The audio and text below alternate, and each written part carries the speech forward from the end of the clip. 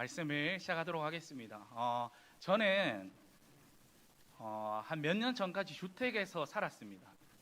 주택에서 살다가 몇 년 전에 아파트로 이사를 했습니다. 근데 주택에서 살 때는 느끼지 못했던 그런 편리함으로 아파트에 사는 걸 너무 만족하고 있었습니다.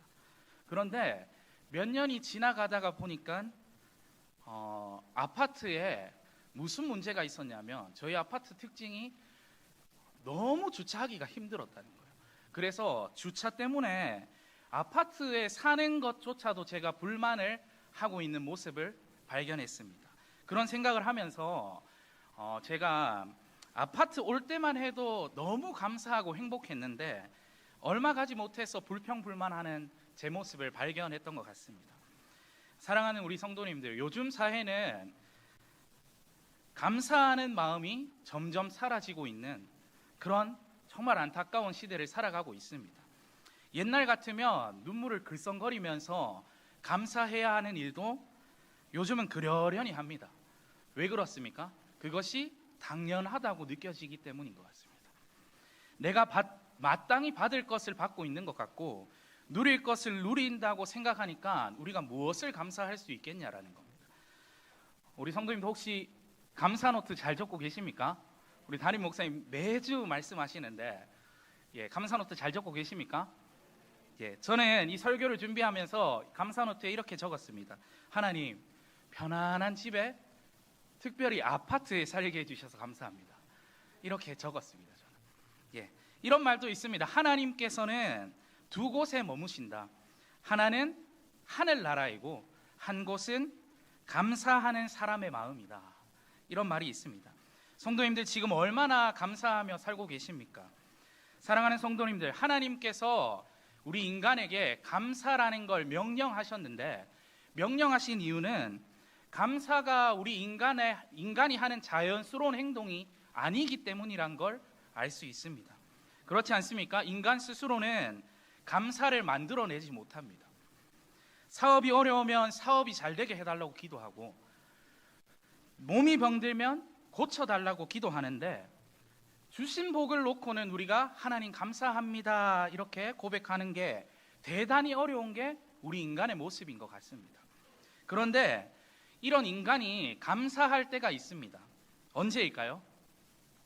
오늘 말씀 보면 역설적으로 역경과 고통을 당할 때 그렇다고 합니다. 오늘 본문을 보면 시편 116편 기자는 아주 견디기 힘든 고통을 만난 것 같습니다. 우리 시편 116편 3절 같이 한번 읽어볼까요? 시작.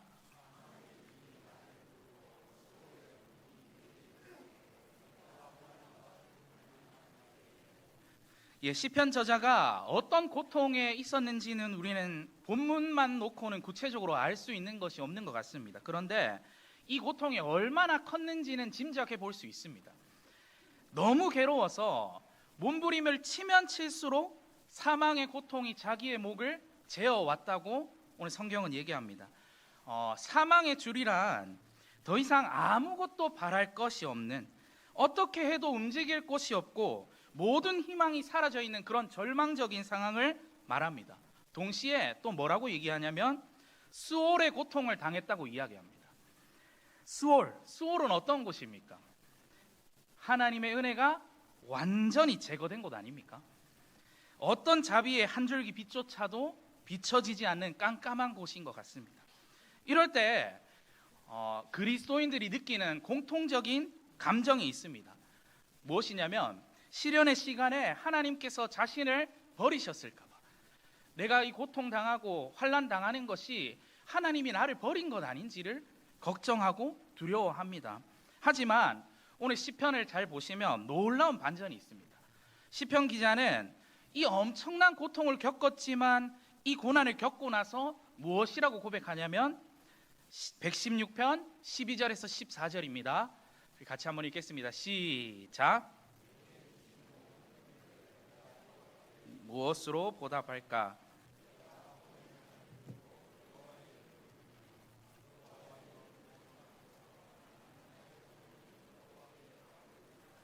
이 우리말 성경으로는 이 시인이 고백하는 이 감격 자체를 다 담지 못하는 것 같습니다. 그런데 이 고백 안에는 정말 너무너무 큰 감사해서, 하나님께 은혜에 감사해서 어쩔 줄 몰라 하는 그런 감격이 흐르고 있습니다. 원문으로 이것을 봤더니 12절에 무엇으로 라는 말 뒤에 의문사 보답할까라는 말이 함께 쓰이면 이런 뜻이랍니다. 어떤 일도 불가능하다라는 뜻을 가진답니다. 즉 다시 말해서 무엇으로 보답할까라는 말은 우리가 하나님께 그 무엇을 드린다고 해도 은혜를 갚을 길이 없다라는 거예요. 어떤 것으로도 은혜를 갚을 수 없을 정도의 그 감격이 내 안에 있다라는 것을 고백하는 겁니다. 사랑하는 성도님, 시편 기자의 이 감사가 어디서 나왔습니까? 한마디로 역경과 고난을 통해서 나왔습니다. 사랑하는 성도님들 어떻습니까? 생각해보면 우리의 삶에서 너무 많은 것을 누리고 많은 것을 가지고 살아가는 환경에서는 사실 잘 감사가 나오지 않을 때가 많은 것 같습니다. 부유한 환경에서 부족함 모르고 사는 사람들이 더 감사하기가 힘든 것 같습니다. 성공한 자리에서 오히려 감사하는 것이 정말 더 힘든 것 같습니다. 왜 그렇습니까? 우리의 가진 성질이 그렇기 때문이죠. 우리의 인간이라는 존재 자체가 감사할 수 없는 존재이기 때문이라는 겁니다. 그렇다고 오늘 고난을 당하면 모두가 감사합니까? 그건 아닙니다. 일반적으로 고난을 당하면 무엇을 합니까? 우리 성도님들 원망을 합니다. 원망을. 그런데 오늘 말씀 보면 시편 기자는 이 고난과 고통 가운데 어떻게 감사할 수 있었냐라는 겁니다. 우리 시편 116편 10절을 한번 읽어볼까요? 시작.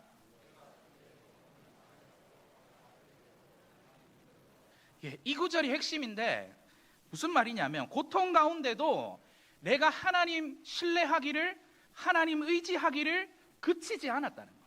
고통 가운데 있지만 하나님 믿기를, 하나님 신뢰하기를 믿었다는 겁니다. 근데 이러한 믿음이 어떻게 나타난 겁니까? 시편 116편 1절에서 2절입니다. 시작. 여호와께서 내 음성과 내 간구를 들으심으로 내가 그를 사랑하는도다. 그의 길을 내게 기울이셨으므로. 사랑하는 성도님들, 하나님을 신뢰하는 일은 이처럼 기도로 나타납니다. 믿으십니까?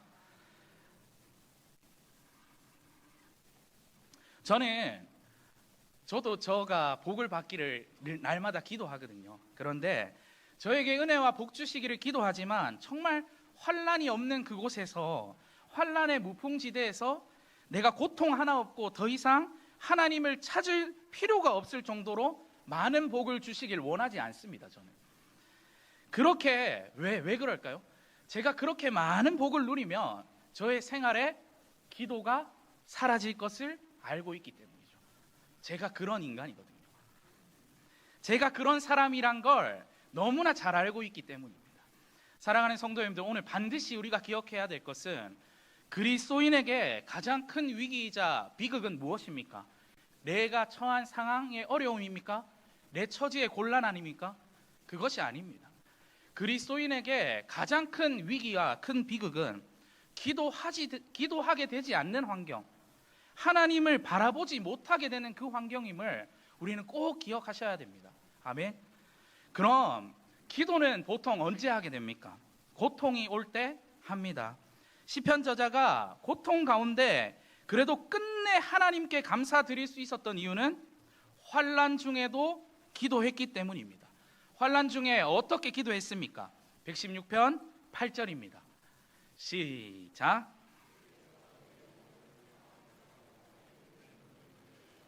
내 발을 넘으셔서. 이 본문을 읽으면 이미 고통으로부터 시인이 건짐받은 것처럼 보여집니다. 그런데 저는 문맥을 잘 살펴보면 저자는 아직 사망과 어려움의 한가운데 있는 것을 알 수 있습니다. 그럼 무슨 뜻입니까? 이것은 믿음으로 그렇게 될 것이라는 믿음의 선포이며 그렇게 기도한 것이라는 겁니다. 이미 하나님께서 나를 고난에서부터 건져주셨음을 믿고 기도했다는 겁니다. 이것이 믿음의 기도인 줄 믿습니다. 감당하기 힘든 고난 앞에서도, 그 어떠한 희망의 빛을 찾기 힘든 그 상황에서도 하나님께서 나를 모든 환난에서 건져주신 것으로 믿고 기도할 때 그 기도가 우리를 감사의 자리로 이끌어내는 것입니다. 아멘. 자신이 처한 고난마저도 믿음의 눈으로 바라보니 감사의 고백이 나왔습니다. 오늘 이렇게 고백했습니다. 내게 주신 모든 은혜를 내가 무엇으로, 여호와께 무엇으로 보답할까? 이렇게 믿음의 고백을 하면 하나님의 은혜에 감사하는 것이 오늘 두 가지 모습으로 나타난다고 합니다. 오늘 이 시간 말씀을 통하여서 우리 성도님들의 믿음의 고백을 통해서 하나님 주신 은혜에 보답하는 삶을 살기로 결단하는 귀한 시간 되길 소망합니다. 아멘. 그렇다면 하나님 은혜에 감사하는 두 가지 모습 중 첫 번째는 무엇입니까? 첫 번째는 같이 한번 읽어볼까요? 시작. 입술에 감사가 담깁니다. 성도님들 12절에 보시면 하나님께서 내게 주신 모든 은혜라고 고백합니다. 근데 이것을 영어 번역본으로 봤더니 제가 영어를 잘 하지 못하는데 한번 읽어보겠습니다. 내게 주신 모든 은혜를 이렇게 번역했습니다. All His goodness. 잘했습니까? 예, 우리 포도스는 웃네요. 자, All His goodness. 무엇이냐면 모든 선하심이라고 옮깁니다. 하나님은 나에게 절대로 나쁜 것을 주시지 않는다는 것입니다. 마태복음 7장 12절, 11절 우리 같이 한번 읽어보겠습니다. 시작. 하물며 하늘에 계신 너희 아버지께서 구하는 자에게 좋은 것으로 주시지 않겠느냐. 로마서 8장 28절도 한번 읽어보겠습니다. 시작.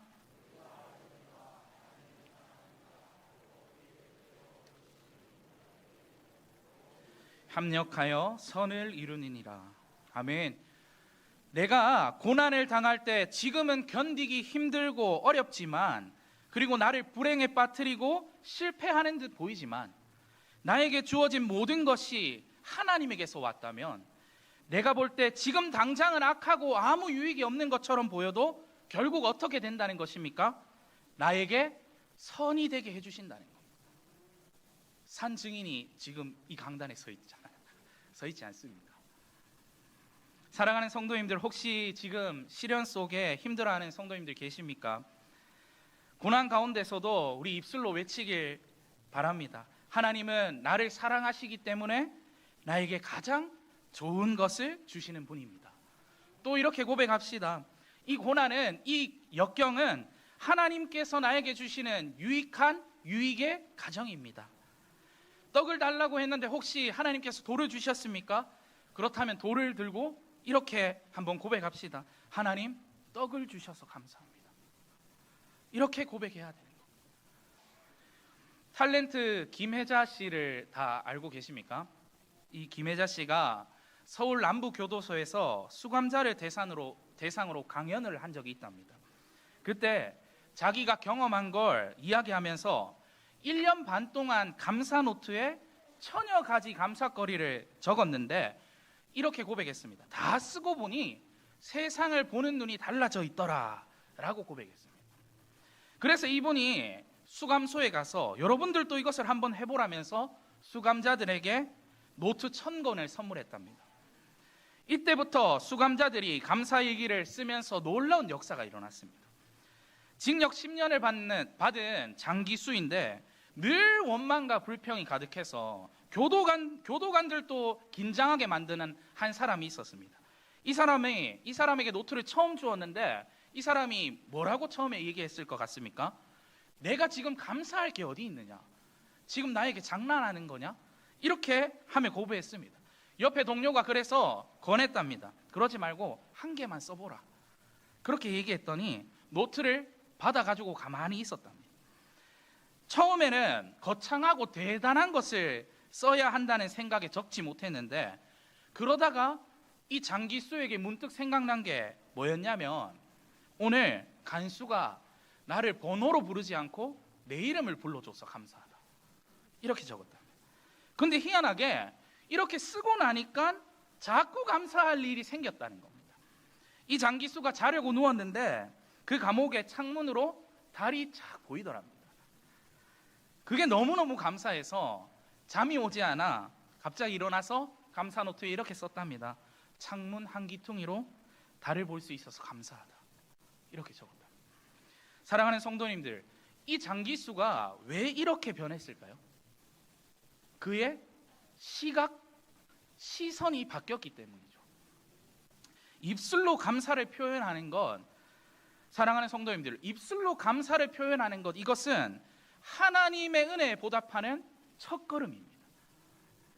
우리는 환경이 바뀌면 감사할 것으로 생각합니다. 그러나 그 반대입니다. 입술로 먼저 고백하면, 감사하면 환경이 바뀝니다. 우리의 보는 시선이 변화됩니다. 아멘. 바울도 범사에 감사하라 했습니다. 무엇이 먼저 오는지 우리 성도님들 분명히 하셔야 됩니다. 우리 성도님들 먼저 감사를 선택하고 입술로 감사를 고백하는 우리 성도님들 되길 바랍니다. 그리하여 우리의 보는 시각이 변화되는 은혜를 누리는 시간이 되길 소망합니다. 아멘. 자, 그렇다면 두 번째입니다. 우리의 믿음의 고백을 통해 나타나는 감사의 두 번째 모습은 같이 한번 읽어보겠습니다. 시작. 몸을 들여 감사를 표현합니다. 시편 116편 14절 우리 같이 한번 읽어보도록 하겠습니다. 시작.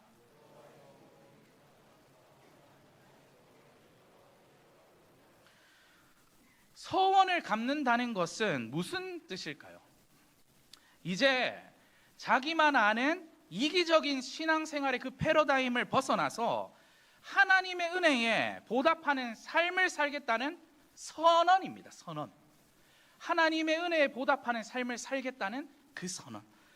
나를 구원하신 하나님을 기쁘시게 해드리고자 무엇인가 몸으로 해보고 싶다는 겁니다. 하나님 무엇을 할까요? 재물을 더 드릴까요? 아니면 봉사를 할까요? 아니면 날마다 주님의 복음을 전하는 삶을 살까요? 어떻게 하면 구원받은 이 은혜를 갚을 수 있을까요? 이것을 고민하고 실천하는 것이 진정한 서원의 정신입니다. 오늘 오전 우리 담임 목사님 설교하실 때 제가 설교를 들으면서 사실 목사님과 짠 게 아니거든요. 근데 너무 비슷한 거예요. 오늘 이 말씀이, 오늘 목사님 말씀 세 번째 이거 아닙니까? 수고의 욕심을 내는 거. 아멘. 성경을 보면 이스라엘 백성이 하나님께 감사하러 나올 때 빈손으로 절대 나오지 말라고 합니다. 왜 그렇게 명령하셨을까요? 마음만으로도 우리는 하나님께 얼마든지 감사를 표현할 수 있는 것 아닙니까? 꼭 뭘 들고 나가야 되는 겁니까? 하나님 앞에? 이 질문에 대한 대답이 마태복음에 있습니다. 마태복음 6장 21절입니다. 시작. 보물이 있는 곳에 마음도 있기 때문입니다. 성도님들, 하나님께서는 당신께서 자신이 모자라셔서 무언가 부족해서 우리에게 뭘 들고 나오라고 한 것이 아닙니다. 입술로 아무리 감사를 잘해도 돌아서면 그걸로 끝일 수 있음을 너무나도 잘 알고 계시기 때문에 그 감사가 진정한 감사가 되려면 우리의 행동이 뒤따라야 할 줄 믿습니다. 아멘. 한 분을 더 제가 소개해드릴까 합니다. 30년간 수만 명의 암 환자를 치료해온 이병욱 박사님이라는 분이 계십니다.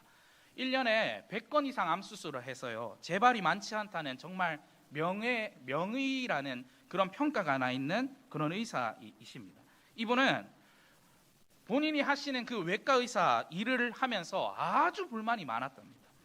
날마다 자신은 피를 봐야 하고 수술하다 실수라도 하면 자기의 의사 생명이 왔다 갔다 하고 자기의 가정이 다 무너질 것 같고, 그런데 이분이 은혜를 받았습니다.